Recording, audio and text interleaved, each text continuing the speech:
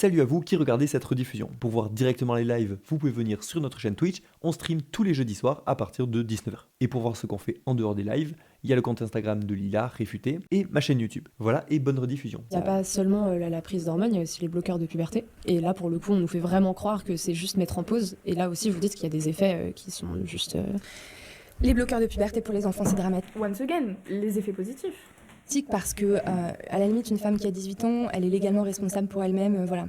Un enfant, Les bloqueurs de puberté, le fait qu'elle s'acharne là-dessus, c'est ouf parce que les bloqueurs de puberté, juste, c'est l'avantage. Il y a toujours des petits effets secondaires, mais les bloqueurs de puberté, a priori, il y a quand même, je veux dire, une fois que, par exemple, si jamais il y a un changement d'avis, c'est justement l'avantage, c'est pour ça que pour les mineurs, il y a plusieurs trucs qui ne commencent qu'à la majorité. Quand on est mineur, effectivement, les bloqueurs, ça fait que il y a la puberté qui va être retardée. C'est-à-dire que si jamais tu retires les bloqueurs, c'est-à-dire que la puberté peut revenir en fait. C'est pas forcément définitif. Après, les effets secondaires, bon, elle les exagère quoi, mais globalement, les études montrent que ça va quoi. Les bloqueurs de puberté sont moins irréversibles que ladite puberté justement. Mais voilà, et en fait, elles vont parler que du négatif et elles vont jamais dire, mais oui, mais qu'est-ce qui se passe quand on le fait pas en fait?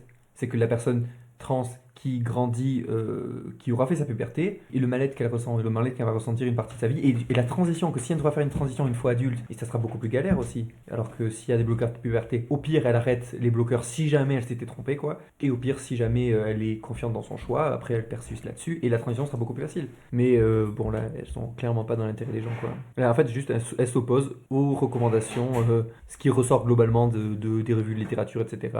Ça va complètement dans le sens que ça fait partie des solutions plutôt pas mal actuellement. Et en tout cas, c'est quoi qu'on a de mieux? Voilà, faut proposer aussi. Vous avez quoi de mieux? C'est de laisser les gens, sans transition comme ça. C'est ça, c'est censé être mieux pour eux, quoi. ne peut pas comprendre ce que c'est. Les effets que les bloqueurs de puberté vont avoir sur lui, il n'est pas en capacité de le comprendre. Un enfant de 8 ans, il n'est pas en capacité de comprendre ce que ça va faire que de devenir infertile, que de ne jamais pouvoir avoir d'orgasme.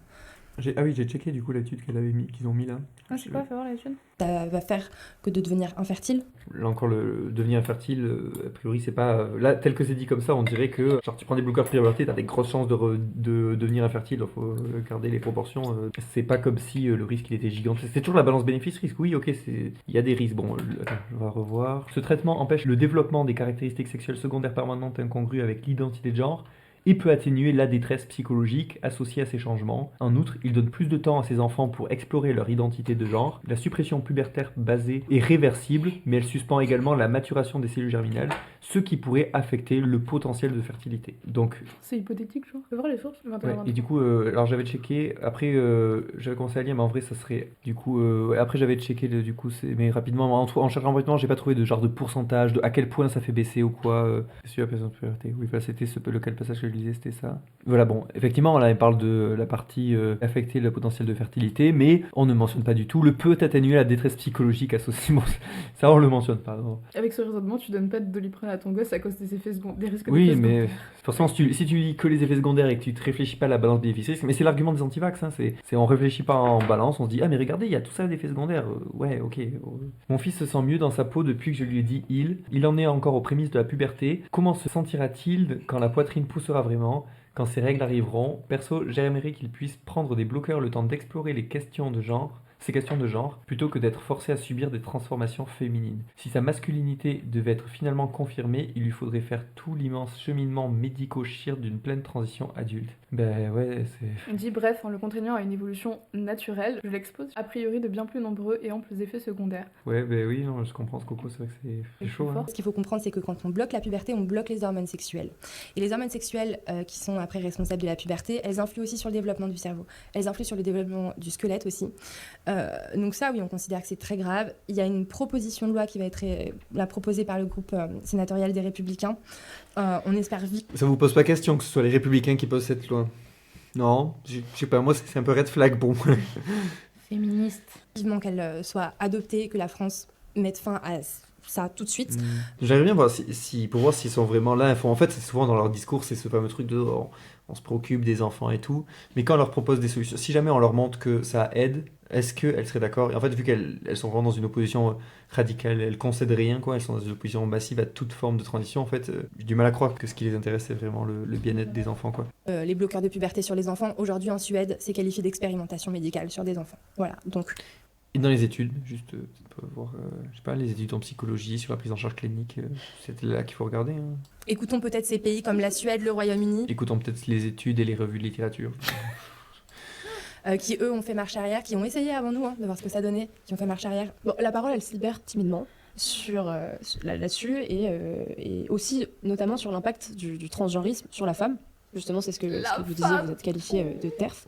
Ça me paraît un peu dingue de poser la question, mais a priori... Mais ça aussi, c'est ce que je m'étais dit dès leur première interview sur Valeurs Actuelles, où et en plus elles sont passées sur plein d'autres médias d'extrême droite, c'est que, je sais pas, elles sont censées être féministes, elles passent sur des médias qui sont anti-féministes. Et elles servent un discours anti-féministe. Oui, non mais déjà ça c'est que, mais allez, admettons, si elles étaient honnêtes et que genre elles étaient vraiment féministes et transphobes, allez, admettons, mais elles devraient, quand elles parlent de genre, des stéréotypes de genre, elles devraient avoir en tête, mais attends, je suis sur Valeurs Actuelles, eux les stéréotypes de genre, ils les combattent pas. Et rappeler des trucs, je sais pas, en fait elles sont, c'est là je pense que c'est un argument pour dire qu'elles sont vraiment pas féministes, c'est qu'elles ne se saisissent pas du combat féministe en fait. Il n'y a jamais un moment où elles rappellent que, si ok là on est d'accord avec l'extrême droite pour critiquer pour être transphobe, mais il reste un désaccord quand même de fond sur le féminisme. Et si jamais c'était vraiment leur lutte première, parce que, attends, là, je pense que la question du sexisme est quand même bien plus prioritaire que la question de la transidentité, je pense quand même. C'est quand même censé être leur combat premier, quoi. C'est censé être leur combat qui leur tient à cœur, quoi. Et pourquoi elles ne rappellent pas des trucs importants que le public de Valeurs Actuelles, je sais pas, moi j'essaie de me mettre à leur place, je me dis, attends, je suis censé être féministe, je suis face au public de Valeurs Actuelles, il faut que je place des takes féministes, il faut que j'explique des trucs, il faut que je parte du principe, ce que je vais dire,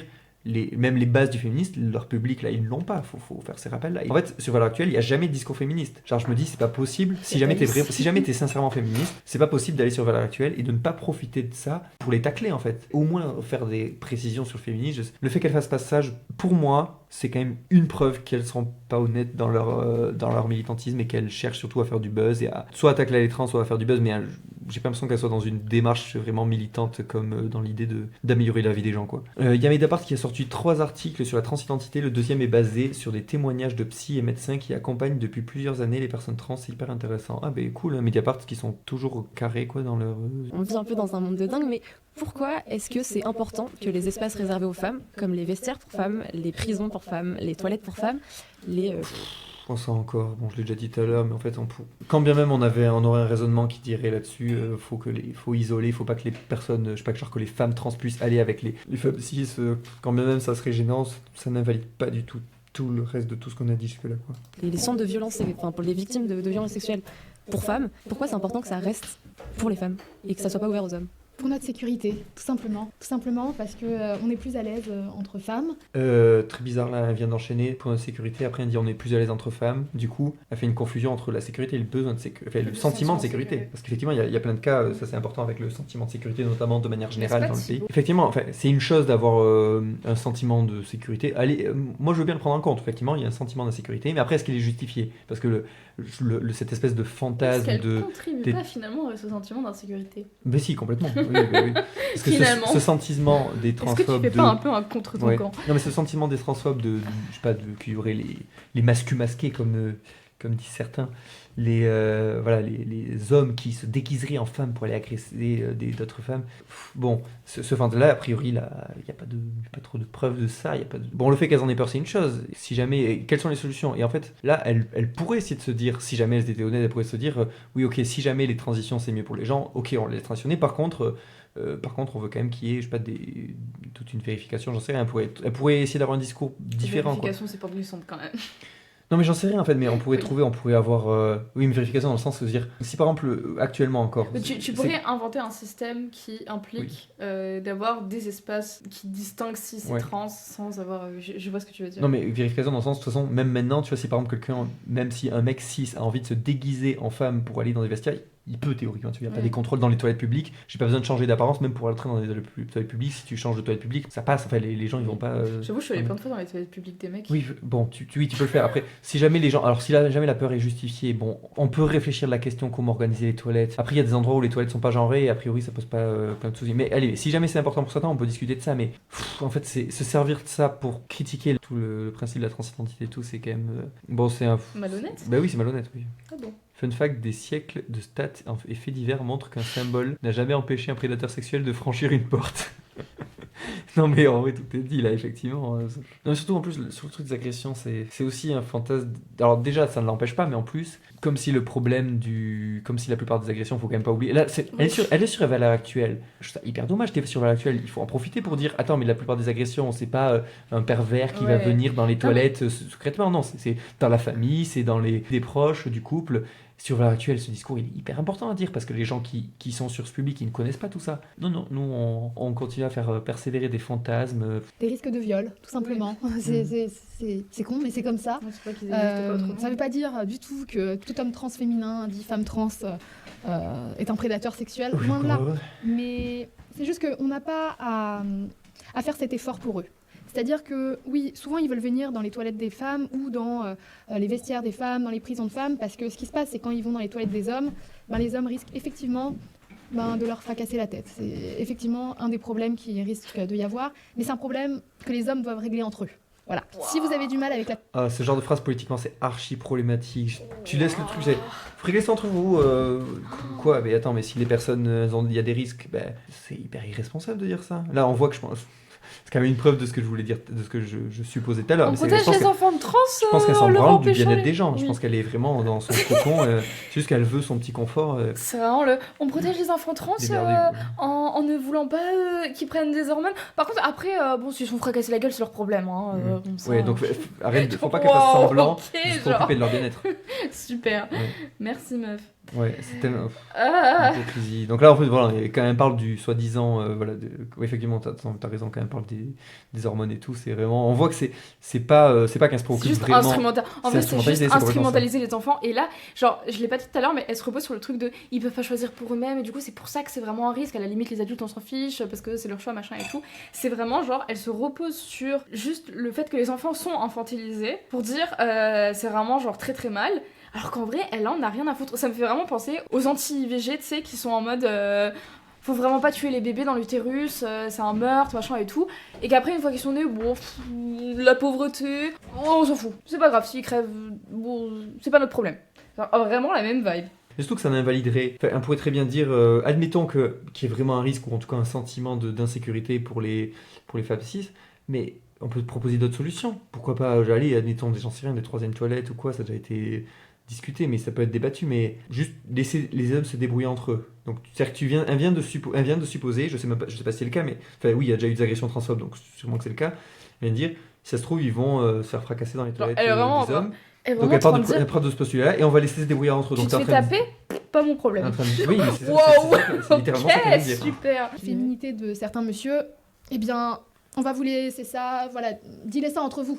Nous, on estime qu'en tant que femme, on n'a pas à faire ce sacrifice. Bon, et en tout cas, c'est pas du tout un problème social qu'il faut réfléchir politiquement, sinon. Si on est littéralement en train de dire qu'il y a des risques d'agression, qu'est-ce qu'on fait? Genre, tu peux pas juste lâcher ça et politiquement dire on s'en fout, on vous laisse le truc. C'est hyper irresponsable, c'est horrible ce qu'elle dit. Parce que de l'autre côté, il y a peut-être des hommes violents et intolérants. Il faut savoir, en tant que femme, mettre des limites pour sa propre sécurité. Et notre empathie, elle a des limites. On avait remarqué. C'était pas très difficile. On peut être très empathique et on peut comprendre le mal-être de ces gens-là. On comprend aussi que pour eux, il y a un risque.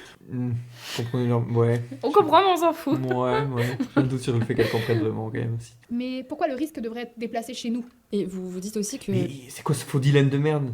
Tous les trans ne sont pas des prédateurs sexuels, mais par contre, il y a des prédateurs sexuels qui se font passer pour des trans et qui profitent de cette nouvelle mode aussi. Ah oui, c'est-à-dire que n'importe qui aujourd'hui, dans certains pays, il y a ce principe d'autodétermination. C'est-à-dire qu'on part à la mairie et puis on dit, en fait, je veux m'identifier du sexe opposé et puis c'est réglé. Donc en fait, il n'y a pas de suivi médical, il n'y a même plus besoin de passer devant un juge. Donc en fait, n'importe quel mec qui a envie de faire une connerie, quoi, ou qui a envie de, j'en sais rien, mater des meufs à poil dans des vestiaires, j'en sais rien, ce qui peut passer par la tête vachement de certains, et parfois, effectivement... Mais je sais pas si elle se rend compte de ce que c'est le parcours pour faire une transition. Non, mais là, elle dit c'est dans certains pays où il n'y a pas besoin de parcours. Okay. Mais surtout que ça n'empêche rien. En fait, c'est... mais surtout, s'il y a des gens qui le font juste avec une intention malveillante, ils peuvent juste se déguiser, non? C'est pas plus simple. Surtout que genre... Et en quoi ça les pièces d'identité, c'est pas trop le truc que tu vérifies à l'entrée des toilettes, quoi. Genre, vraiment, ça me tue. C'est tellement violent ce qu'elle dit. Oui, non, mais c'est horrible. C'est un des projets de mon grand, il y a déjà 1 ou 2 ans, donc c'est bien avant son coming out. Quand je serai grand, j'inventerai des toilettes non binaires pour que tout le monde puisse faire pipi. Ah, bah, c'est adorable la part d'un enfant. Eh bien, ces mecs-là vont utiliser cette faille-là. Enfin, faut arrêter d'être naïf, quoi, j'ai envie de dire. Et si jamais il y a vraiment un risque à ce niveau, est-ce qu'on peut pas trouver, je sais pas, des manières, genre rien que le fait qu'il y ait des, je sais pas, quand les gens changent de genre, s'assurer qu'il y ait, je sais pas, qu'il y ait vraiment une transition. J'en sais rien, moi, si jamais il y a vraiment des inquiétudes justifiées, on peut réfléchir à ces inquiétudes-là sans attaquer les trans en général. Hein. Je ne sais pas si c'est aussi facile d'accès. Enfin, en fait, pour moi, il y a un petit problème. On ne peut pas être là, oui, à militer contre le viol, à pointer du doigt des violeurs, etc. Et tout d'un coup, là, allez, venez chez nous, il n'y a pas de problème, utilisez cette faille dans la loi, tranquille. Enfin, mais comme si c'était ça. Oh là là. C'est vrai que là, elle n'a pas de souci.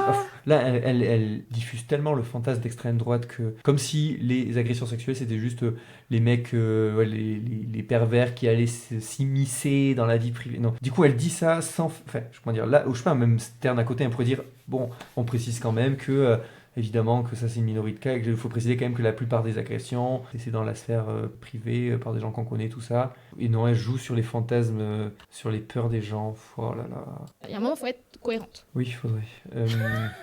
Être féministe et pas être transphobe. Le problème c'est la culture du viol, pas les trans. Mais oui, non, mais complètement. Et là, évidemment, parler plusieurs fois d'agression sexuelle sur une émission et ne pas mentionner la culture du viol, ou au moins laisser comprendre qu'il y a tout le contexte effectivement du rapport domination dans les relations, tout ça, et ne pas parler de ça comme si c'était juste je sais pas, quelques mecs pervers. Ouais, c'est très individualisant comme analyse des choses. Oui, oui. Concernant l'invisibilisation de la femme, un débat dont on parle de plus en plus, c'est la présence des trans dans le sport. Donc les trans activistes nous disent que y a pas de souci vu que prendre des oestrogènes diminue la masse musculaire.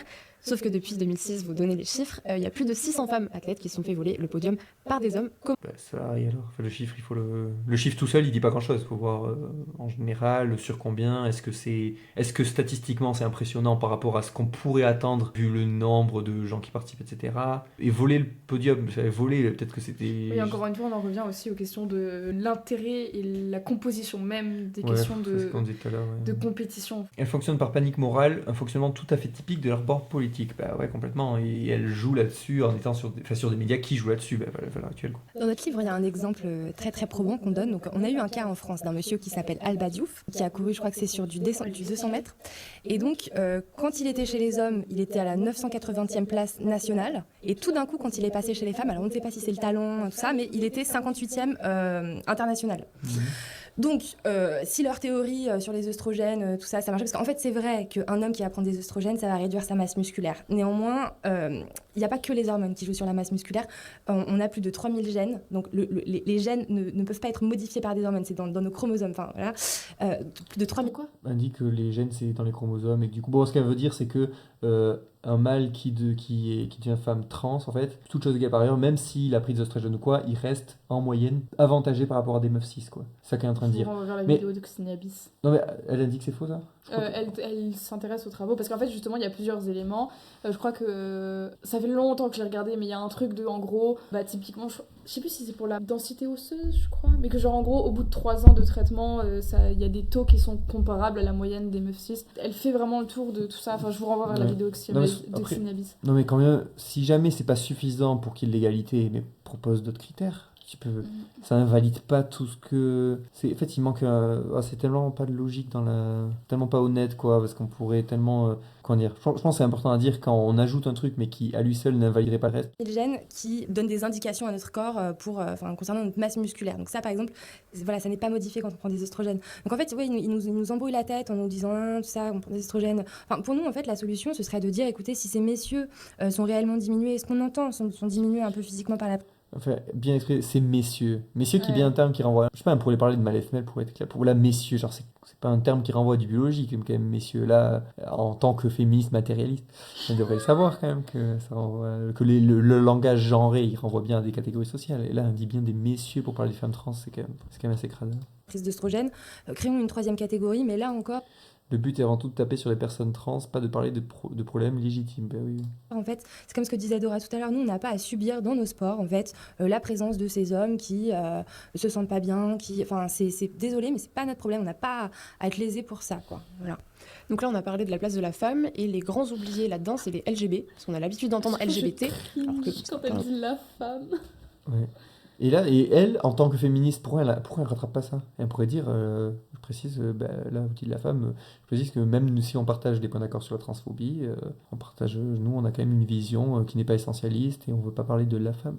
Non, ils font pas ça. Ouais, et après, sur le sport, donc là, on parle des mâles dans le sport féminin, mais on parle pas du coup les mecs trans, du coup, en changeant de catégorie sportive. Le mec trans, il sera pas du tout avantagé par rapport au mec cis, du coup. Parce que si jamais c'était vraiment une question de compétition ou quoi qui leur se posait souci, parce qu'en fait, si on suit leur logique, le mec trans qui prend la testostérone, est-ce qu'il devrait pouvoir concourir avec les autres femmes, quoi? Ça serait un peu chelou, en fait, parce qu'il serait aussi avantagé par rapport aux femmes, en tant que mec qui a pris de la testostérone, même s'il a un corps de femelle. On a l'habitude d'entendre LGBT, du coup on se dit, bon bah les homosexuels, les gays et les lesbiennes, c'est dans le même bateau. Vous nous dites que non, c'est pas du tout dans le même bateau et que justement l'idéologie transgenre fait beaucoup de mal aux homosexuels et surtout aux lesbiennes. Oui, nous on défend les lesbiennes, enfin, c'est-à-dire qu'on nous colle cette image de conservatrice, de droite, d'extrême droite, ça, transphobe, homophobe, enfin voilà. Mais en fait déjà, on a fait la transition. Oui, c'est vrai qu'à part la valeur actuelle qui... Genre, vous, quoi? Oui, voilà. Alors qu'on passe chez votre média et bizarrement on nous rattache à vous. C'est quand même étrange. Et l'homosexualité, ça n'est pas du tout la même chose. Enfin, Le dit tweet de Coming Out Faf de Marguerite Stern. Quoi? Alors, on me demande souvent comment j'ai changé d'avis sur l'immigration. Après m'être beaucoup focalisé sur les sujets trans ces dernières années, j'ai réalisé que ce qui me dérangeait le plus dans tout ça, c'est l'aspect civilisationnel. Je ne veux pas vivre demain dans un monde totalement transformé où la sexuation sera niée. Elle a juste peur du changement, en fait. Ouais, bon, effectivement, ça témoigne effectivement là du côté bien réactionnaire, ouais.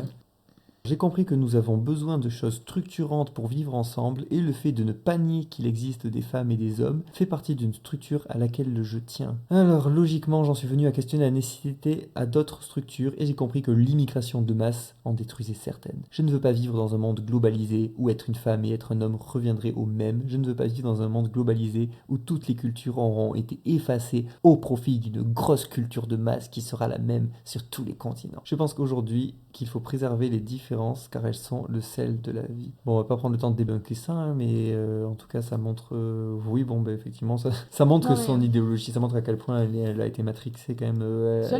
Attends, tu te prétends féministe et tu dis... Attends, c'est quoi qu'elle dit sur les hommes et les femmes, là? Ben, c'est important pour elle qu'on tienne à la différence. Non, mais la phrase exacte, voilà. Je ne veux pas vivre dans un monde globalisé où être une femme et être un homme reviendraient au même. Est-ce que c'est pas, genre, le but du féminisme d'avoir, genre, la prise en compte des intérêts des hommes et des femmes de la même manière? Qu'il y ait juste des différences biologiques et qu'ils soient complètement OSEF en fait, ça fait ça que ça revient au même. En fait, tout dépend ce qu'on dit par ça revient au même. En tout cas, ça, socialement, ça reviendrait au même. De la même manière que, oui, entre noir et blanc, il y a une différence de couleur de peau, mais c'est biologique, ok. Mais socialement, ça revient au même dans le sens où on est censé juste s'en foutre. Idéalement, ça devrait être pareil pour les différences de sexe. Le fait qu'elle ne vise pas ça pose question sur son sexisme, son soi-disant antisexisme. Ça fait réfléchir. On veut quand même pas perdre le sel de la vie, quoi. Pour elle, c'est pas une égalité de considération des droits, c'est une égalité totale de tout. Vu qu'elle comprend pas que les revendications, c'est pas de mélanger... dans les revendications, il n'y a pas l'idée de faire comme si le genre remplaçait le sexe, je sais pas trop quoi. C'est qu'elle croit comme si, la transidentité, tout ça, comme si l'identité de genre, ça allait remplacer le sexe biologique et que du coup, il y aurait plus personne ne saurait ce que c'est les différences de sexe biologique. C'est comme si, en fait, c'est aussi absurde que de partir du principe que l'antiracisme allait nier les couleurs de peau et qu'on va dire, quoi, je veux pas vivre dans un monde où on nie les différences d'épiderme des gens. En fait, c'est aussi con que ça, j'ai l'impression. Bon, merci Marguerite. C'est une orientation sexuelle, c'est un état d'être qui ne crée aucun mal-être. Le curseur tourne. On se sent né dans le mauvais corps, c'est quand même un gros mal-être, et donc il faut le solutionner. Donc ça n'est pas du tout la même chose. Pour nous, la transidentité a quelque chose de pathologique, même si ça a été dépsychiatrisé. Et ce qui se trouve, c'est que... Attends, transidentité a quelque chose de pathologique, même si ça a été dépsychiatrisé. Putain, elle vient de dire ça. Donc il y a des études là-dessus, il y a des chercheurs qui... Putain, non mais ça c'est ouf. Genre, il y a juste des consensus là-dessus. Genre, plus personne considère que ça comme un trouble en psycho, et... Moi, je considère qu'il y a quelque chose de pathologique. Ok. Bon, mais si ton avis vaut plus que les études et l'avis des chercheurs et que ça vaut plus que le DSM, bon bah, ok, hein. Et en fait, là, dans ce cas-là, on peut dire, oui, en fait, quand on dit que ça pose problème à qui? Ça pose problème à personne. Tout comme elle a dit tout à l'heure, l'homosexualité, ça pose problème à personne. Ben, il y a aussi des gens qui considèrent que c'est un trouble, et la transidentité, ça pose problème à personne. Et il y a des gens comme toi qui considèrent que c'est un trouble. Donc, je vois pas en quoi son avis vaut plus que celui des homophobes, qui diraient, oui, ok, c'était psychiatrisé, dans le DSM-3, c'était considéré comme un trouble, maintenant plus, mais moi, je considère qu'il y a quelque chose de pathologique. Ben, en quoi son avis, il est plus légitime que ces gens-là? En fait, tu vois, il y a les bons queerphobes, c'est ceux qui sont détestent transphobes. les trans, mais les homosexuels ça va. Et puis t'as les mauvais queerphobes Ceux qui sont homophobes, oui. détestent, qui sont aussi homophobes. Et ça c'est des mauvais queerphobes. Mal, c'est une bonne. Ouais, c'est les mêmes arguments, mais. Oui, mais c'est pas les pareil. mêmes. C'est pas pareil. C'est pas pareil. Personne n'a dit qu'on allait nier les différences, juste que si jamais c'est pas pertinent pour discriminer, bah ça sera pas pris en compte. Oui, voilà. LGBT, c'est que c'est devenu très très cool en fait d'être trans, vous êtes Oui, hyper super célébrés. cool. Et donc, Est-ce que c'est devenu cool d'être trans Ouais, peut-être dans certains milieux, hein, mais c'est quand même. Ouais, c'est quand même très très restreint. Je pense que les gens où. Je pense qu'elles sont un peu matrixées quand même, parce que je pense que la plupart. Il faut prendre en compte dans toute la population, il y a déjà une bonne partie, ils savent toujours pas ce que c'est. Une bonne partie qui ont une vision très négative.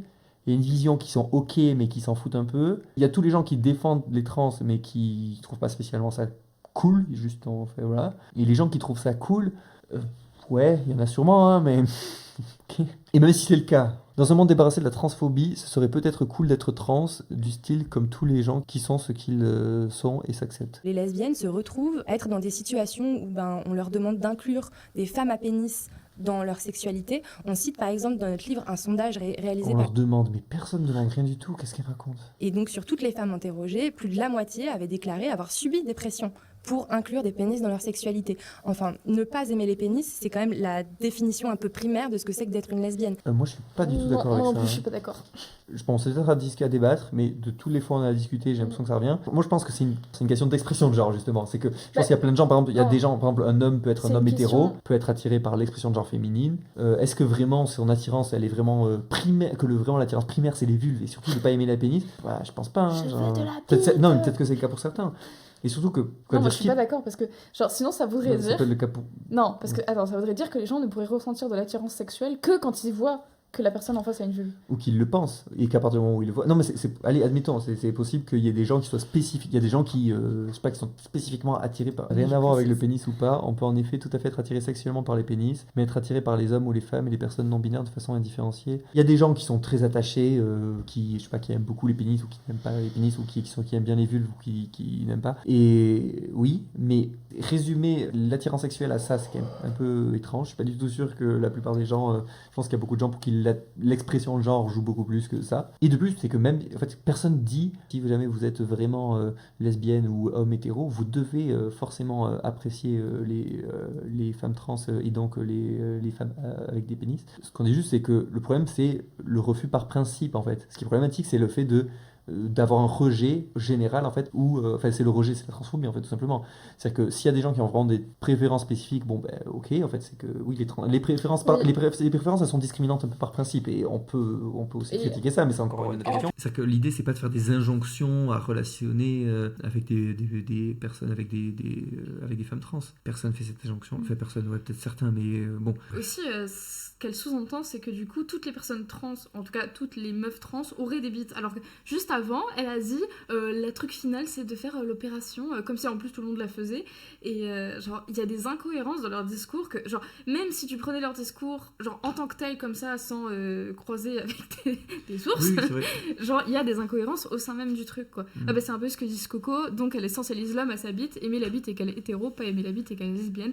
Waouh, la puissance de réflexion de la dame là. Oui, et fou, sur hein. le fait que t'allais dire genre que c'est la transphobie, effectivement en fait c'est le fait de refuser les personnes trans, genre de dire le discours typique de non mais moi j'ai rien contre les personnes trans mais vraiment je pourrais pas sortir avec, tu vois. Genre c'est nécessairement transphobe parce que même si c'est parce que t'aimes pas les pénis ou si c'est parce que t'aimes pas telle ou telle caractéristique, ça sous-entendrait que toutes les personnes trans ont cette caractéristique. Genre là ce qu'elle dit, toutes les personnes trans, toutes les meufs trans auraient un pénis, ce qui n'est pas vrai. Et comme c'est pas le cas, comme il n'y a pas 100% des personnes trans, en fait tout ce que toutes les personnes trans sans exception ont en commun, c'est le fait d'être trans. Et du coup, c'est nécessairement transphobe si tu dis je veux pas relationner avec une personne trans, quelle que soit la raison derrière. Ouais, en plus, je pense que ça montre aussi une vision très restreinte de la sexualité, très génitalo-centrée, quoi, on pourrait dire. J'allais dire pénétro-centrée, mais non, du coup, génitalo-centrée dans le sens où c'est comme si c'était un frein, genre, comme si on pouvait pas relationner avec une personne à cause de ça, mais en fait, si jamais, par exemple, t'aimes pas les pénis et que t'es quand même attiré à une personne par son expression de genre ou parce que juste tu la trouves cool, bah t'es pas obligé de toucher son pénis, en fait, tu peux aussi faire autre chose, hein. Tu peux l'embrasser, câliner, tu peux faire d'autres trucs sexuels qui n'ont pas, où t'as besoin de toucher le pénis, c'est possible, hein, genre. L'idéologie trans n'est pas une forme de réponse homophobe, dans le sens où, par exemple, en Iran, eh bien, il est toléré depuis longtemps, voire tout à fait encouragé, que les personnes homosexuelles transitionnent. C'est en partie pris en charge, enfin, dans un pays islamique, c'est quand même assez intéressant. C'est-à-dire qu'il n'est pas toléré d'être lesbienne ou gay, mais par contre, il est tout à fait toléré d'être trans. C'est-à-dire que si vous vous faites choper en tant que personne homosexuelle, ce qu'on va vous proposer, c'est, vous êtes une lesbienne, on va vous proposer de devenir un homme trans pour vous régulariser et pour retourner dans l'hétérosexualité. Attends, elle voit pas quand même qu'il y a des gros liens entre transphobie et homophobie. Peut-être que... Mais évidemment que c'est un problème. Non, mais ça dit quoi de la situation ici ? Du coup, il faut pas laisser les personnes trans transitionner en France. Ça n'a aucun rapport. Mais évidemment que là, c'est un problème. Si les gens, on les incite à transitionner alors qu'ils sont pas vraiment trans, c'est complètement absurde. Mais évidemment que l'Iran est un pays oppressif. Et évidemment que le problème, c'est qu'ils soient homophobes, c'est un problème. Mais pourquoi on parle de ça ? Qu'est-ce qu'elle raconte ? Non, mais c'est absurde. À deux doigts de comprendre le souci. De la même manière que forcer une personne à transitionner alors qu'elle ne devrait pas, mais forcer une personne à ne pas transitionner. Ouais. Empêcher une personne de transitionner et ça lui pourrit la vie. Il y a peut-être, oui, effectivement. Tout de même. Et c'est d'ailleurs une des principales causes qui poussent les jeunes à transitionner. Vous dites que c'est l'homosexualité. Exactement. Refoulée. Oui, on sait que par exemple à la clinique du non. Oui, effectivement, source, en fait, oui, tout est dit. C'est le gros fantasme. Mais si jamais c'est le cas, qu'il y a un problème d'homophobie, on peut s'attaquer à l'homophobie, très bien. Mais en quoi ça invalide le fait que les personnes trans, elles existent, les personnes, qu'est-ce qu'on en fait jusque-là ? Et jamais elles ont... On les prend en charge. Oui, on les prend en charge. Et elles en disent rien. En sorte que ça aille mieux. La journaliste Anna Barnes a révélé qu'entre 60 et 70% des personnes suivies se sont finalement révélées être homosexuelles. On a eu des témoignages anonymes de soignants. Attends, homosexuelles en plus d'être trans ? Ou elles étaient pas du tout trans ? J'imagine que là, dans le contexte, c'est en fait, elles sont trans, elles sont homosexuelles et pas trans. Vu le nombre de détransitions qui est hyper faible, je me dis des gens quand même qui veulent faire une transition, mais qui en fait, ah non, j'étais pas du trans, j'étais juste homosexuel. Attends, c'est 60% des gens qui ont transitionné ou 60% des gens qui ont détransitionné ? Des gens qui étaient dans un certain contexte. GPP, trop contente de citer l'Iran et les vilains musulmans pour bien caresser l'extrême droite dans le sens du poil. L'émission BBC Newsnight qui disait que les soignants ont entendu des parents dire qu'ils étaient heureux que leurs enfants soient trans parce que c'était quand même mieux d'être trans que d'être gay. Oui, ok, ça existe. Il y a des problèmes d'homophobie, oui, luttons contre. Oui, non mais... En quoi ça empêche de lutter contre la transphobie ? Là, encore dit comme ça, on dirait que c'est comme si c'était beaucoup de cas, comme si c'était représentatif de la population trans. Oh là là. Oui, il y a beaucoup de jeunes personnes qui transitionnent par homophobie internalisée, en fait, parce que c'est devenu plus cool d'être trans que d'être gay. Voilà. Il y a un truc que j'ai envie de souligner quand même dans leur décor. Tu vois, les affiches de l'heure actuelle qui sont très connues pour se moquer d'eux, en fait, pour montrer leur couverture absurde. Là, il y a quand même, en gros, la tyrannie des bien-pensants avec, comment il s'appelle, avec Yann Barthès. Parce qu'effectivement, chez les gens d'extrême droite, Yann Barthès, c'est un vilain gauchiste très progressiste. Et après, avec Greta Thunberg, les charlatans de l'écologie. Et ils ont ces unes, en gros, là.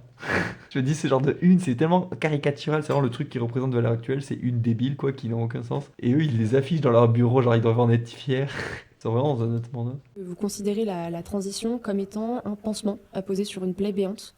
Pour vous, on devrait plus travailler au niveau psychiatrique, psychologique ? Il y a carrément une faille dans la psychiatrie aujourd'hui. Enfin, la seule réponse qu'on donne, c'est une forme de psychochirurgie, lorsque ce terme transgenre se cache en fait tout un tas de comorbidités psychiatriques. Oui, en fait... Il y a énormément, par exemple, il y a beaucoup de jeunes personnes qui sont autistes, il y a beaucoup, de jeunes personnes trans qui sont autistes, il y a beaucoup de jeunes personnes trans qui ont un trouble borderline ou une dépression, une anxiété. Et en fait, souvent les médecins évitent de traiter ces comorbidités psychiatriques-là. On a par exemple, je reviens au témoignage. Attends. Mais s'il y a des comorbidités, c'est peut-être parce que les gens, ils ont une... Est-ce que le contexte sexiste fait que pour une personne trans, c'est peut-être dur à vivre et donc, je suppose, mais... Enfin, en tout cas, la dépression, en tout cas, les taux de suicide et la dépression, le mal-être, en tout cas, des personnes trans, globalement, il est en partie expliqué par le contexte sexiste et surtout transphobe. Il peut y avoir des facteurs de confusion aussi. Oui, voilà, tout à fait. Mais en tout cas, donc dire qu'on les traite... Alors, est-ce que c'est vraiment le cas qu'on les traite pas ? Je sais pas, mais en tout cas, ils sont peut-être liés aussi à la transphobie, enfin, au fait qu'ils soient trans et qui n'est pas encore transitionné. Parce que du coup, la transition va limiter. En tout cas, pour ce qui est le mal-être et le taux de suicide, ça diminue. Donc, mais de toute façon, pourquoi on parle de ça ? Parce que oui, effectivement, si jamais c'est pas pris en charge, alors que si jamais il y a ces autres troubles et qu'on règle que le problème de genre et qu'on ne règle pas, parce qu'ils vont rester ce problème, c'est que la personne, une fois qu'elle a transitionné, si elle est borderline, elle va rester borderline. Donc effectivement, il faut le prendre en charge. Ouais, ok. Après, bon, prendre en charge aussi une transition de genre, c'est quand même plus facile à faire que traiter un trouble borderline, c'est quand même pas la même aussi. Hein. Mais non, oui, effectivement, il faut le faire. Justement, je crois qu'elle dit ça. Elle dit en mode parce que c'est trop difficile, on veut pas prendre ses charges et du coup, on dit juste que le problème c'est la transidentité, comme ça, on les fait transitionner de genre et puis hop, c'est plus le problème. Tu vois. Après, si on se trompe d'analyse d'un point de vue clinique, ou si jamais on traite certains troubles et pas d'autres, alors qu'on aurait dû, bon oui, il peut y avoir des erreurs cliniques, mais ça ne remet pas en question le fond qu'elles n'ont jamais dit une seule fois, qui est que les personnes trans, si on les aide à transitionner, elles vont mieux. Ça, elles l'ont jamais dit une seule fois. C'est un peu le truc de base. Alors que c'est ce qui ressort des études. Elles ne l'ont même pas mentionné, quoi. C'est tellement faux, MDR. 85% des Français pensent que l'homosexualité est une manière comme une autre de vivre sa sexualité. Je suis pas sûr que ce soit le même pour le fait d'être trans. Pour eux, en fait, c'était tout simplement une réponse plus facile, en fait, de la faire transitionner. Ils lui ont juré qu'après ça irait mieux. Évidemment, ça n'a pas été le cas. Donc, nous, ce qu'on pense, c'est que finalement, il y a beaucoup de moyens qui ont été mis dans la recherche technique ces derniers temps, notamment pour réaliser des opérations dites de réassignation sexuelle. C'est comme devenu un challenge pour certains médecins, par exemple du GRS de Montréal, qui sont capables de réaliser une vaginoplastie en moins de 2 heures. Enfin, voilà. Mais par contre, on ne connaît toujours pas les causes réelles de la dysphorie de genre. Et ça, c'est une des conclusions d'une étude d'ampleur qui a été menée par 2 médecins, le professeur Ludvigsson et le professeur Lunden en Suède, qui sont vraiment clairement des pontes en matière de santé des personnes transgenres. Ce sont des personnes impliquées sur ce sujet-là depuis les années 70, qui après avoir vraiment mené une étude d'ampleur conclut au fait que pour prétendre soigner ce trouble, il faudrait savoir d'où il vient, en fait, il faudrait pouvoir mieux le décrire, il faudrait en connaître les causes. Les causes de la dysphorie de genre.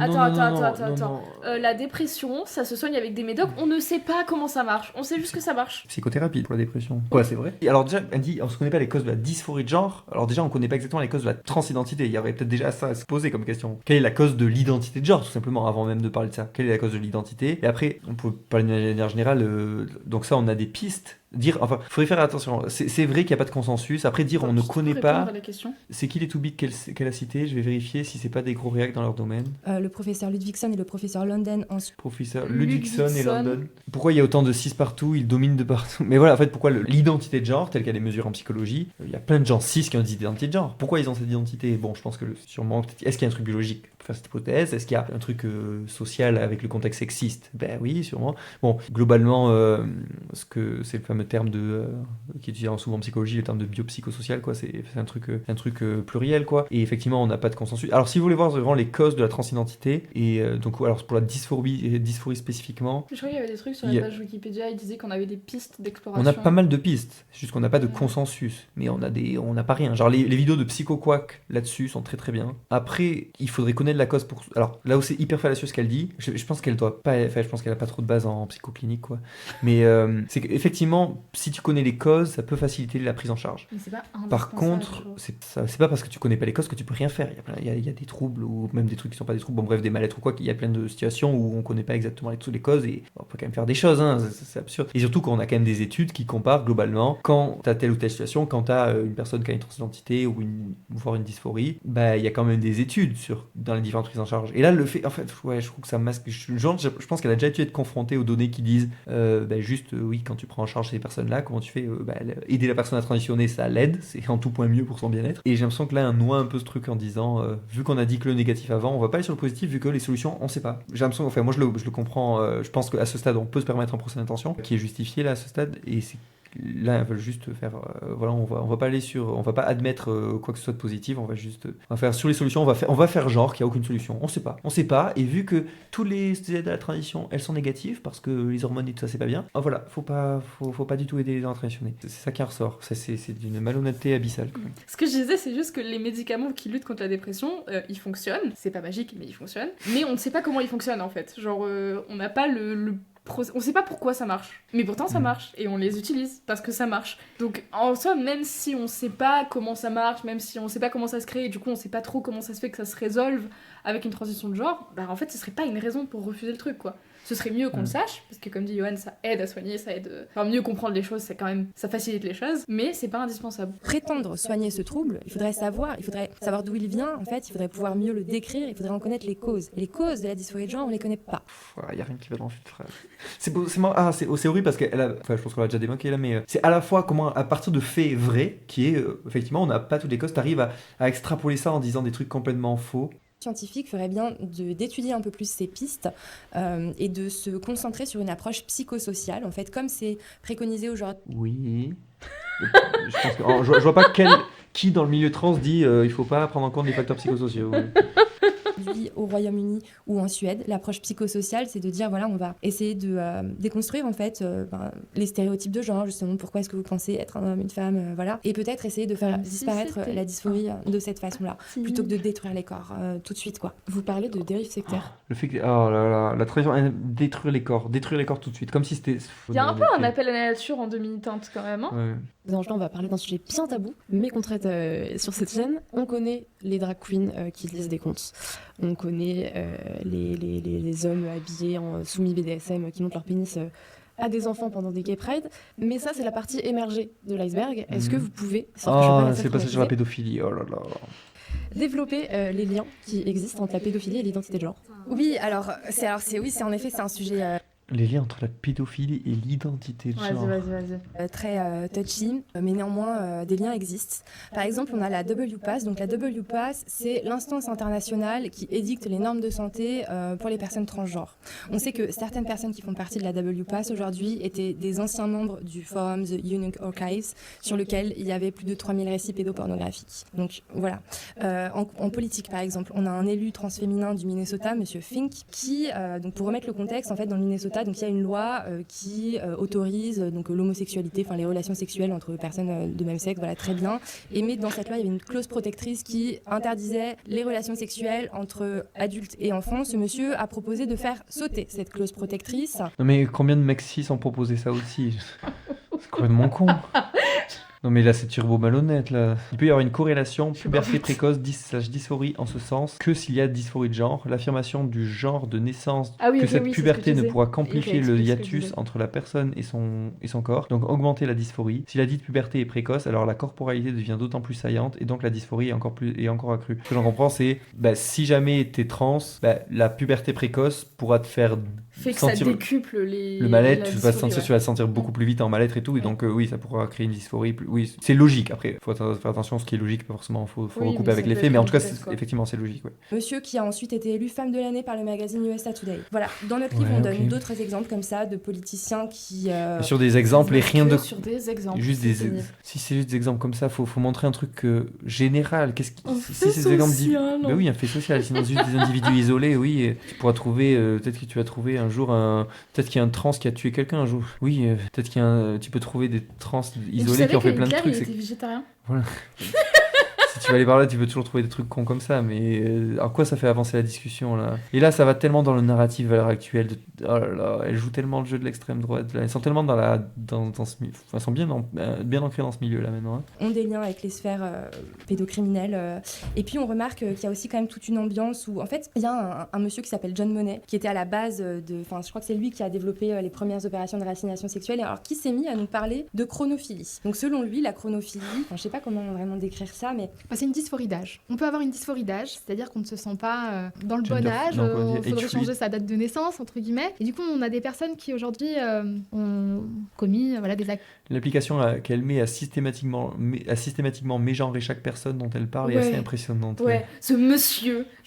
Patient cueillette de street, oui, c'est ça, c'est le gros cherry picking de. Pédocriminels sur des enfants et qui viennent nous expliquer, les avocats viennent expliquer que leur client est transâge et que du coup, s'il n'est pas vraiment responsable parce que cette personne se considère avoir 8 ans, donc quand on a 8 ans, on est attiré par les gens de 8 ans aussi. Donc voilà, on fait face quand même A priori, les personnes qui sont attirées par les enfants choisissent pas d'être attirées par les enfants. Ça n'empêche que ça reste un problème en fait. Juste parce que la personne en face n'était pas consentante, que tu peux pas de toute façon avoir son consentement. C'est absurde. Donc même si c'était vrai ce qu'elle racontait, en fait on s'en fiche. Enfin, ça ne change pas le fait que tu pourrais avoir une dysphorie d'âge, ça ne changerait pas le fait que ça serait légitime en fait de le laisser illégal, de passer à l'acte quoi. Et à la limite, ce qu'on pourrait faire s'il y a vraiment ce genre de personnes, ce genre de cas ou de type de dysphorie, ce qu'on pourrait faire par contre c'est les prendre en charge en fait. Genre développer des soins, développer une prise en charge adaptée. Enfin, c'est pas une raison pour rejeter les personnes trans. Mais elles inventent toujours. En fait, tout ce qu'elles peuvent instrumentaliser pour taper sur les trans, elles prennent. Petit problème, parce que si on adhère à la logique transgenriste, c'est-à-dire que si on admet que finalement la biologie n'a pas d'importance, dans ce cas-là, l'âge non plus n'a pas. Qu'est-ce qu'elle dit? Personne. La date de naissance n'a pas plus de sens que le sexe de naissance.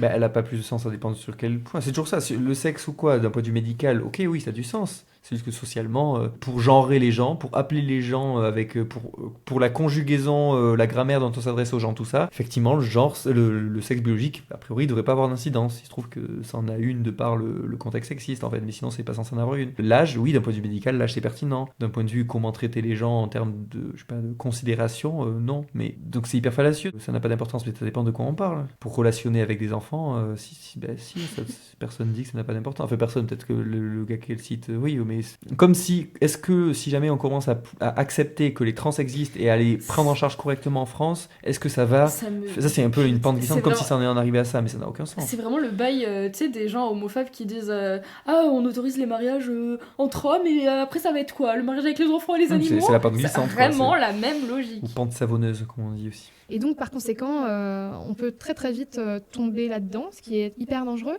Il y a des lobbies, un lobby pédophile dont on parle dans le livre, qui écrit carrément sur son site qu'il faut encourager le transgenrisme et la transition des enfants. Parce que si un enfant peut choisir de quel sexe il est, eh ben, un enfant peut aussi choisir d'avoir une sexualité très jeune. Donc l'un permet l'autre. C'est un sujet compliqué. Non, mais il y a aussi la question des risques, en fait, à ne pas... Non, mais surtout que c'est pas un choix, là, le genre. Justement, c'est pas un choix, c'est qu'en fait, oui. Si jamais tu considères que... On va dire, faire un choix, par exemple, si tu fais le choix, transitionner peut être un choix, mais du coup, si tu ne fais pas le choix, c'est que de transitionner, tu fais l'autre. Mais si jamais tu considères que c'est pas un vrai choix de transitionner, dans ce cas, c'est pas un vrai choix non plus que de ne pas transitionner. Dans tous les cas, ce que tu vas vivre en grandissant te sera imposé. Donc, ce qu'il faut faire, c'est ce qui sera le mieux pour l'enfant. Donc, ce qui est le mieux pour l'enfant, a priori, c'est de faire en sorte que la transition se passe au mieux. En tout cas, surtout qu'en plus, il n'y a jamais personne préconise des transitions définitives en plus. Donc, bon. Si cette taille qui était réelle, ça inciterait à offrir des soins aux pédos, pas leur donner un blanc-seing. Ça ne rentre pas dans la pédophilie légale, mais remplacerait la prison par l'obligation de soins, possiblement en centre fermé. Moi, je suis totalement d'accord. Tu vois, c'est pour ça que je disais, en vrai, si ça existe vraiment, c'est un truc qu'il faudrait, qui serait pertinent à étudier et à prendre en charge, en fait. Ouais. Mais en tout cas, on devrait pas en conclure que du coup, il faut lutter contre la transidentité. Non. Et par rapport à ce que tu disais, le truc de ça implique pas l'un n'implique pas nécessairement l'autre, il y a aussi la question des risques. Genre, si t'as une attirance pour quelqu'un qui a 20 ans de plus que toi quand t'as 8 ans, il n'y a pas les mêmes risques qui sont impliqués à ne pas avoir de relation avec la personne, comparativement à si t'as un besoin de transitionner et qu'on te fait pas transitionner, quoi. Ça n'implique pas du tout la même chose. Donc non, l'un n'implique pas nécessairement l'autre. Pour anecdote, quand j'ai demandé à mon fils comment il a ressenti être un garçon, aucun des éléments de réponse qu'il m'a fourni n'avait trait à la sexualité. Après, il y a tout un passage sur ce qu'elle dit, ce que ça coûte à l'assurance maladie. Bon, c'est assez malhonnête parce qu'apparemment, c'est le principe de l'assurance maladie, c'est que quand les gens vont pas bien, oui, il y a une prise en charge. Bon, on peut être contre l'assurance maladie, ça me semble justifié, mais admettons. Dans ce cas-là, on peut dire la même chose pour plein d'autres trucs. À partir du moment où les gens ont besoin d'aller mieux, il y a des services de soins ou plein de trucs qui aident les gens à aller mieux et effectivement, c'est payé par contribuable, par tout le monde, quoi, par l'État, etc. Pourquoi on retirait... Qu'est-ce qui justifierait qu'on n'aide pas les gens pour la transition, pour aider la transition des trans, on ne l'aiderait pas alors qu'on le ferait pour d'autres, ça je crois que l'argument, c'est ça a été dépsychiatrisé, donc si c'est dépsychiatrisé, il n'y a pas de raison de le rembourser vu que c'est pas une maladie. Et sauf que, en vrai, on rembourse la grossesse. Enfin, les frais de grossesse, on rembourse les frais d'avortement. Mais je suis pas sûre qu'elle soit pour qu'on arrête de rembourser l'avortement. Le médical n'a jamais été...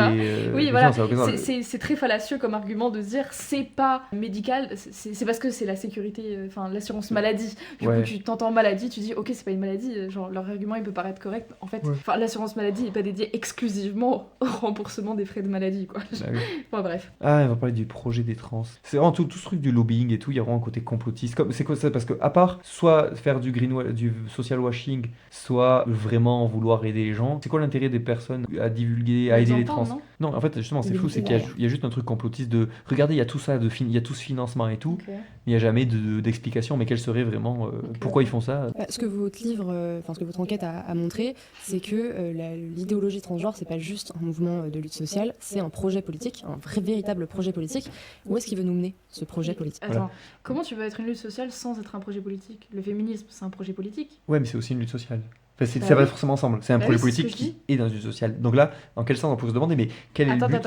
C'est là que ça va dériver complotiste. Ce que j'ai dit, c'est que là, elle différencie lutte sociale et projet politique. Mais si t'as une lutte sociale, il y a forcément un projet politique derrière. Oui, a priori. Mais non, pour elle, non. Il y a un autre projet politique qui n'est pas une lutte sociale, qui est autre chose. Justement, c'est là qu'on arrive sur le truc complotiste. Quelles sont les vraies intentions? C'est la fin de notre livre, en fait. Il y a une ouverture sur le transhumanisme. En fait, nous, on pense que l'effacement du sexe, c'est une première étape. L'effacement de la sexuation, c'est une première étape. Voilà, en fait, il y a un projet, tu vois, là, on est vraiment sur le truc complotiste. Il y a vraiment comme s'il y avait une volonté, voilà, d'abord on abolit le sexe, et puis plus tard, le transhumanisme. C'est ça. Juste, les gens, non, leur objectif, c'est pas juste de vivre bien. Non, c'est pas ça l'objectif, c'est le transhumanisme. Vers une société transhumaniste. Oui, en fait, il y a Martin Rothblatt, donc, qui est cet homme qui, dans les années 90, a écrit un livre très visionnaire, ça on peut pas lui enlever, qui s'appelle From Transgender to Transhuman, donc de transgenre à transhumain. Pour lui, en fait...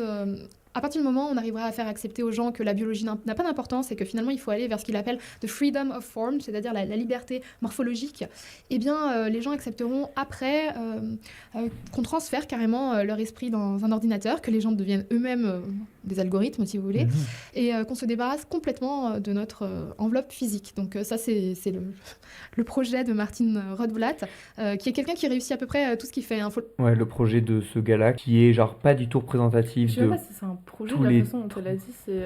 Si, ça va parler de projet. Non, mais la façon dont elle le dit, genre elle a dit, les gens vont en arriver à accepter...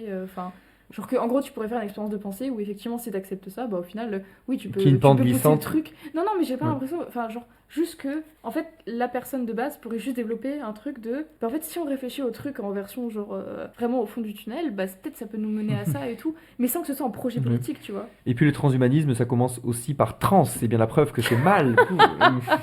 Après, je suis peut-être naïf, mais je vois pas forcément le problème avec le transhumanisme, non? Ouais, moi non plus, mais c'est une panique morale de droite. Gros sujet. Ça dépend ce qu'on veut dire par transhumanisme. C'est-à-dire quoi, mais le transhumanisme en soi, c'est pas un problème. Je pense qu'effectivement, s'opposer en soi, genre, ça serait un truc à débattre. À la limite, ça serait une longue discussion. Il faudrait débattre de qu'est-ce que c'est. Effectivement, je pense que s'opposer par principe au transhumanisme, c'est difficile à justifier. Je pense que là-dessus, imaginons que si on débat de ça, il faudrait surtout être clair que notre avis serait. Peut-être qu'on est en désaccord entre nous sur le transhumanisme, j'en sais rien. Mais bon, bref, c'est vraiment un sujet qui est. Quand bien même on serait en tout cas contre le transhumanisme pour je sais pas quelle raison, je vois pas trop en quoi ça justifierait d'être transphobe, quoi. Il est visionnaire, sauf que sa vision, elle fait un peu peur. Et c'est pas la vision auquel on croit, mais de façon tout à fait terre à terre, les utérus artificiels, c'est en train d'arriver. C'est cool ça, non? Ça, où est le problème? Là, c'est pas possible de dire je crois qu'elle va dire ça va remplacer les femmes. Non, et genre les femmes elles serviront plus à rien. Ça sera pas impossible que demain peut-être des hommes puissent accoucher. C'est pas complètement hors sol d'y croire. Et puis il y a aussi toute la science autour du découpage des... Non mais il n'y a pas de justification, c'est juste un problème en soi. Déjà en plus ça mélange le fait qu'il y ait des utérus artificiels et que ce soit un homme qui accouche. Mais justement s'il y a des utérus artificiels, il y aurait juste... ça serait pas les gens qui accoucheraient, ça serait juste... En quoi ça serait pas mieux en fait? À part si c'est un coût très problématique. Utérus artificiel, plus besoin de GPA, c'est cool. Ça résout un grand nombre de questions éthiques du moins. Non mais ça pourrait être très cool. Tout dépend comment ça fait. T'as dit un grand nombre de questions éthiques. Ah pardon, ouais, une des grandes questions éthiques du moment. Ouais. C'est difficile de nier les avantages. Je vois pas trop en quoi c'est. Est-ce que c'est du transhumanisme? Je sais pas si c'est du transhumanisme que de juste avoir des utérus artificiels. Hein. Genre, est-ce que c'est du transhumanisme d'avoir de la PMA? Je sais pas, fait. Ouais, j'ai pas l'impression que ce soit une augmentation du corps ou quoi. Hein. Je sais pas si ça rentre dans la définition du transhumanisme aussi. Bon, en tout cas, par exemple, sur la fin du sexisme, justement, que ce soit plus les femmes, notamment les femmes cis du coup, qui est forcément cette charge, qui est forcément cette différence biologique qui implique du coup socialement une telle différence quand même, les utérus artificiels, ils permettraient qu'il y ait moins cette différence quoi. Donc du coup, à moins qu'elle le prenne dans l'idée que ça efface le corps biologique, peut-être qu'elle prendrait comme ça, mais en tout cas, ça, dans la répartition des tâches, en termes de tâches sociales, quoi, ça peut mettre un bon coup au sexisme en vrai, hein, l'utérus artificiel. Hein. Et puis même en termes de... Est-ce qu'il y a pas des avantages en termes de santé et tout? Bon bref, c'est un autre sujet, et là encore, même, on pourrait être en accord ou en désaccord avec ça, que ça n'impliquerait pas grand-chose sur la question de la transidentité. Et bon, c'est dommage pas le justifier, j'aimerais bien voir les arguments là-dessus. Et après, sur les hommes qui accouchent, oui, au pire, si les hommes accouchent, ça fait quoi? C'est quoi le souci? Genre, imaginons qu'on ait de nouvelles méthodes pour accoucher, j'en sais rien, où est le problème? Je pense qu'il y a vraiment un appel à la nature là-dessus, donc quand même, les choses doivent être telles qu'elles sont parce qu'il faut vraiment que ce soit naturel quoi. Évidemment on ne sait pas changer un XX ou un XY, il est possible de moduler certains gènes, par exemple dans le futur on peut imaginer qu'au lieu de se faire des injections on pourra modifier certains gènes afin que effectivement des hommes puissent produire assez d'œstrogènes pour être féminisés ou vice versa. Oui. En vrai, si jamais c'était le cas, si jamais c'était un choix et si jamais on est dans une société comme elle imagine où on fait un peu ce qu'on veut, bah, les transitions seraient réversibles. Est-ce que c'est pas mieux du coup? Au moins tous les effets secondaires qu'elles ont décrits tout à l'heure, peut-être qu'ils n'existeraient plus. Tout serait réversible. Est-ce que ça serait pas cool? Mais j'imagine que vu que leur fond, c'est pas le bien-être des gens et c'est vraiment de juste empêcher de le statu quo, je pense qu'elles s'y opposeraient quand même. On nous dit souvent qu'on est conservatrice en fait quand on parle de ça. Et Oh non, Non. Peut-être que vous passez dans des médias conservateurs d'extrême droite et Qu'elles ont peut-être un discours que vous avez un conservateur. discours conservateur. Mais non, il n'y a pas de Peut-être raison. que ça joue, c'est peut-être ça. Voilà, l'idéologie transgenre, c'est une énième étape de déconnexion de la nature, de notre propre nature, de notre... Oh là là, oh, le discours. Alors là, oui, effectivement, c'est un discours conservateur. Oh, le truc de notre nature. Surtout qu'en plus, c'est complètement absurde parce que personne nie le biologique. Les gens, c'est juste la question de l'identité de genre. Oh là là. Bon, bref. biosphère intérieure, quelque part. Et Notre de biosphère la nature, intérieure, de quoi? notre propre nature, de notre biosphère intérieure, quelque part. Et qu'on se dit que la nature, on y a peut-être déjà Oh là là là là. Bon, ben voilà. Hein. Non, vous n'êtes pas du tout conservatrice. suffisamment touché, en fait. On a déjà peut-être suffisamment voulu être comme maître et possesseur de la nature, justement, comme le professeur Descartes. Et qu'en fait, peut-être qu'il faut arrêter tout ça. Peut-être que ça a fait suffisamment de catastrophes. Et peut-être qu'il faut arrêter aussi de... Mais attends, elle confond posséder la nature, qu'est-ce qu'elle veut dire? Elle confond plein de trucs là. Putain, mais là, le truc de la transidentité, c'est pas une question d'être maître de la nature ou quoi, c'est juste les gens aillent mieux. Putain, ça fait juste, il y a vraiment zéro conséquence à part que les gens aillent mieux. Hein, projeter notre propre nature. Peut-être qu'il faut arrêter de vouloir se changer. Peut-être que vouloir se changer, vouloir se transformer à ce point relève d'une certaine forme de haine de soi, en fait. Et... D'où on sort cette haine de soi. Ça encore, c'est vraiment pour titiller l'extrême droite encore. Ils ont le truc de s'auto-flageller, de la haine de soi, de la haine de son propre groupe, la haine de soi. Bah, elle qui est pote avec Rochdy, c'est un peu du vocabulaire de Rochdy, ça, de dire ça, la haine de soi. Bon, ben, c'est juste con, là, je sais pas s'il y a grand chose à dire de plus. Hein. La haine de soi, bon, bref, non, c'est pas ça. On est mal à l'aise avec ça.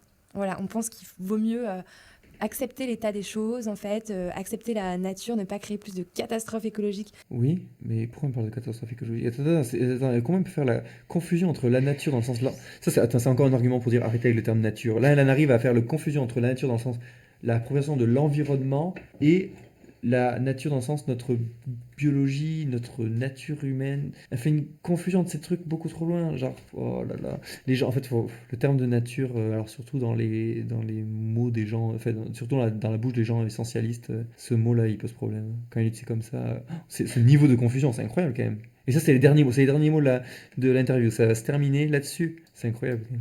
Que ce qu'il en est déjà, et plutôt se reconnecter à soi plutôt que de prôner une déconnexion totale. Mais les trans, ils se déconnectent pas d'eux-mêmes, justement. Elle a tellement rien à foutre, c'est fou. Du reste de la biosphère. Bah, écoute, je pense Pourquoi la biosphère? Pourquoi elle parle de la biosphère? Ça n'a aucun sens. que c'est parfait pour le mot de la fin. C'est parfait pour le mot de la fin. Oui, Parfait, voilà. ouais. Un petit truc essentialiste qui n'a pas trop de sens. Pour Valeurs Actuelles, c'est parfait.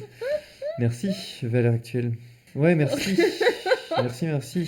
Moins de haine de soi, plus de haine des autres. J'avoue que ça correspond bien à leur manière de voir les choses, effectivement. C'était lourd à regarder. Hein. Putain, leur discours, c'était tellement à côté de la plaque. Mais c'est fou que je comprends pas comment les gens peuvent prendre au sérieux, quoi. C'est évident que c'est absurde, quand même, non? Et en fait, elles n'ont jamais parlé. Je sais pas si elles ont déjà mentionné l'identité de genre. Ou si elles je crois que comprennent pas. l'intervieweuse en parle. Ouais, mais elles, je crois qu'elles ne comprennent pas le principe de l'identité de genre, déjà. Je pense. Après, elles font des gros hommes de paille. Genre, tout le passage. En fait, si tu regardes sur le plan, là. Attends, je vous remets. Ouais, elles adorent le cerise. Voilà, c'est ça, effectivement, le bon résumé. Le bon cherry picking, elles prennent que les trucs qui vont dans leur sens. Elles ne concèdent rien. C'est que des trucs. En fait, elles font que taper sur les trans. En fait, on voit elles sont super malhonnêtes parce qu'elles font que taper sur les trans. Elles vont jamais dire les trucs positifs. Par exemple, elles vont dire déjà des trucs faux, mais en plus en exagérant le négatif, elles vont dire ben regardez les bloqueurs de puberté, nanana. Elles vont dire les trans. Enfin, elles vont expliquer tout ce que peut avoir les effets négatifs. Elles vont jamais dire oui, mais juste ça améliore la vie des gens en fait. Robert a 65 ans et il est sexuellement excité par l'idée d'être une femme. Robert passait quelques heures à se masturber à quatre pattes, s'enfonçant parfois un godemiché dans l'anus en l'imaginant en vagin et s'insultant lui-même de petite chienne. Le cul nu de Robert colle à la chaise en cuir de son bureau. Robert ferme les yeux et commence à se branler en laissant échapper un râle rauque. La voix féminine reprend. « Tu es une petite salope, il n'y a pas de honte à être une petite salope à se faire prendre. Ta bite de femme est un clitoris tout gonflé et ton anus est une bonne petite chatte toute serrée. » Super.